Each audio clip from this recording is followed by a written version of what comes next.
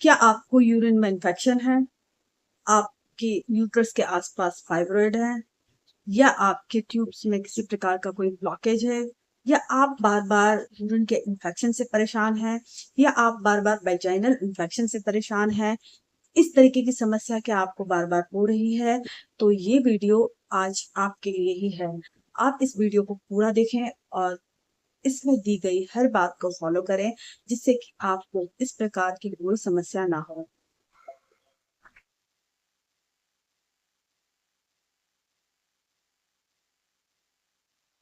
Hello everyone, स्वागत करती हूँ मैं आपकी होस्ट डॉक्टर बबीता।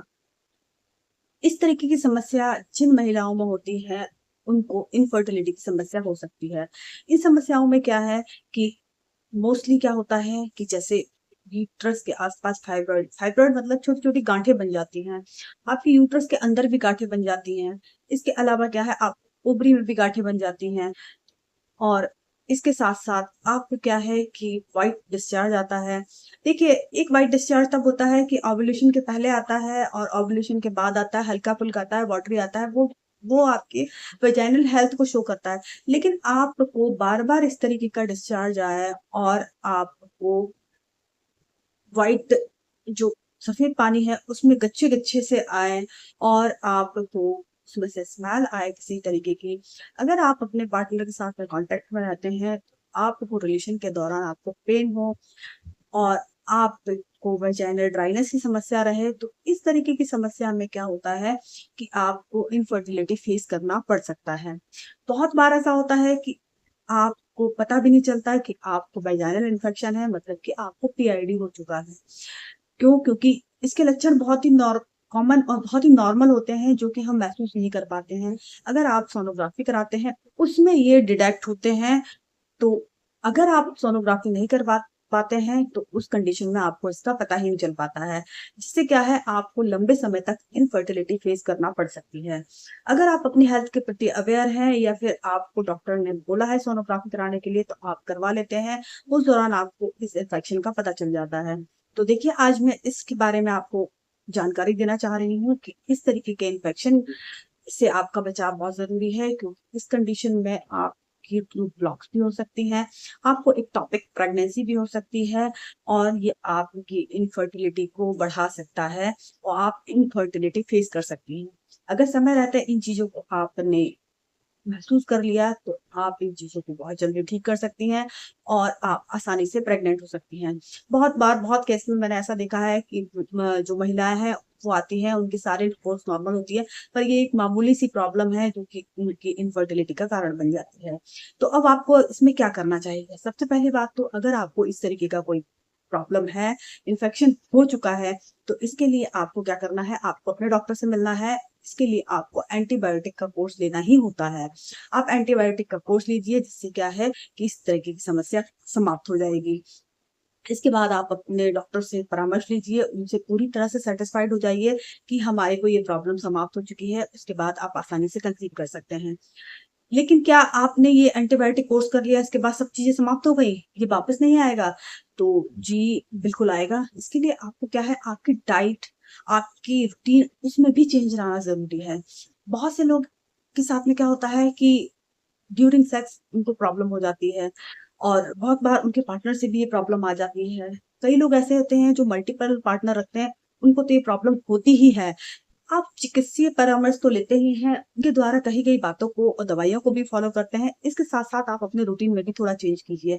आपको आपकी डाइट में चेंज करना बहुत ज़रूरी है। इसमें आपको क्या करना है कि ओमेगा 3 फैटी एसिड के आपको सप्लीमेंट लेने हैं। सप्लीमेंट मतलब आपको खाने में लेने हैं।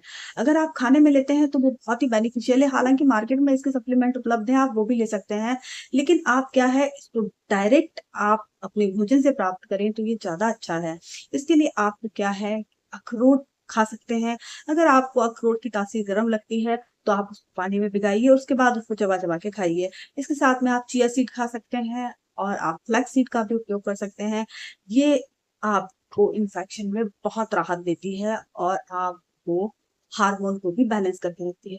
इसके साथ-साथ आपको क्या करना है कि विटामिन सी युक्त खाद्य पदार्थ आपको अपने खाने में ज़रूर शामिल करने हैं।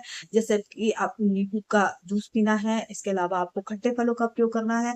आप मौसमी संतरे इनका जूस ले सकते हैं और आप ब्लूबेरीज़ खा सकते हैं, ये बहुत ही बेनिफिशियल है। ये आपको अंदर से हील करता है क्योंकि इसमें एंटीऑक्सीडेंट होता है और एंटीऑक्सीडेंट आपकी बॉडी में इन्फेक्शन से लड़ता है और कहीं-कहीं आपको इन्फ्लेमेशन हो जाता है। आपको कभी-कभी आपने महसूस किया होगा पीरियड्स के दौरान आपको कभी-कभी बॉडी हीट हो जाती है या आप अगर इंटरकोर्स करते हैं उसके बाद में भी आपको पेन होता है और आपको थकावट महसूस होती है। तो इस तरह की घटना में भी आपको विटामिन सी बहुत ही एनर्जी महसूस करवाता है और आपकी बॉडी को हील अप करता है। इसके साथ में आपको क्या है प्रोटीन अच्छा इंटेक करना है। प्रोटीन में आप छाछ ले सकते हैं जिससे आपकी इम्यूनिटी भी अच्छी रहती है और आपकी बॉडी में एंटीऑक्सीडेंट भी पर्याप्त मात्रा में जाते हैं। इसके साथ-साथ आपको क्या है प्रोबायोटिक वाले फूड ले सकते हैं जिसमें कि आप दही खा सकते हैं या फिर आप एक काम कर सकते हैं जैसे कि आपने चावल बनाए हैं रात को तो उसको आप काँच के या मिट्टी के छोटे से जार में रख के उसमें थोड़ा-सा दही मिला के आप उसको रात भर रख दीजिए और सुबह उठ के आप उसमें बढ़िया तड़का लगा के और आप उसको खा सकते हैं या आप उसे ऐसे भी खा सकते हैं।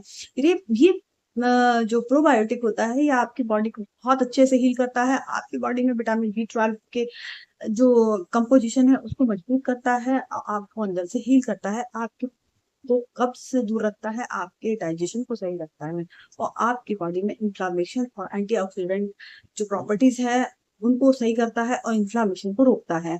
तो इन चीज़ों को आप फ़ॉलो कीजिए तो आप देखेंगे कि आपके अंदर ये पीआईडी की समस्या है, वो बहुत हद तक खत्म हो जाती है। आप इसे जड़ से भी समाप्त कर सकते हैं अपने रूटीन में चेंज करके। इसके साथ-साथ बहुत इम्पोर्टेंट लास्ट नॉट लीस्ट आपको हाइड्रेट रहना है, आपको पानी पर्याप्त मात्रा में पीना है और साथ में आप एक काम और करें कि आप अपने वैजाइनल एरिया की अजवाइन के पानी या मेथी का पानी इसमें क्या है कि आप 2 2 गिलास पानी में अजवाइन या मेथी जो आपके पास उपलब्ध हो, ये दोनों मिला के भी आप कर सकते हैं। उसका पानी बनाइए, उसको ठंडा करके और बोतल में भर के आप रख लीजिए। इसके बाद जब भी आप टॉयलेट जाते हैं, उस दौरान आप अपने वैजाइनल एरिया को उसे साफ करें। इसके साथ-साथ आप एक बार हफ्ते में अजवाइन की धुनी ज़रूर लीजिए। इससे क्या है आपकी जो वैजाइनल एरिया में बैक्टीरियल इन्फेक्शन है, वो सारे समाप्त हो जाएँगे और आपको किसी प्रकार का इन्फेक्शन का खतरा नहीं रहेगा।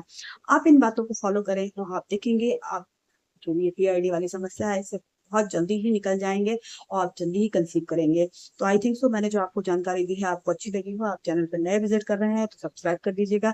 ज़्यादा से ज़्यादा लोगों को शेयर कीजिएगा। Thank you so much.